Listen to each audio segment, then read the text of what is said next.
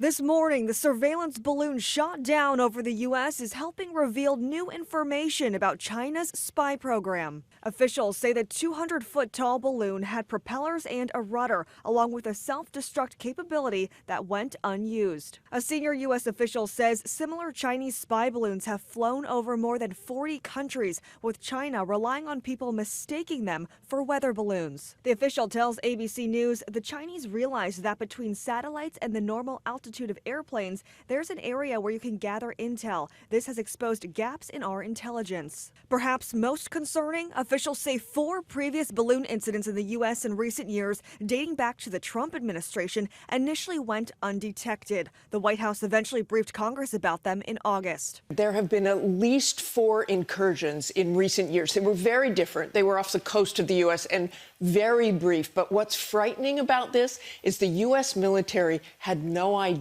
those incursions were happening until afterwards. On Saturday, a fighter jet fired a missile at the balloon over the Atlantic, leaving a 7-mile debris field off the South Carolina coast. Unmanned underwater vehicles are being used to search for wreckage. A source says U.S. officials are hopeful the entire payload will be recovered, including the technology bay, which will be pieced back together enough to understand its full operational potential. The balloon was first spotted over Alaska, then passed over sensitive military installations through Montana, the plains in the Midwest, until reaching the East Coast. The Pentagon said shooting the balloon down over land would risk lives on the ground. But critics accuse the White House of not being prepared. They should have been prepared either to intercept, to prevent, to take it down, or to try to capture the balloon so they could capture the equipment that's there.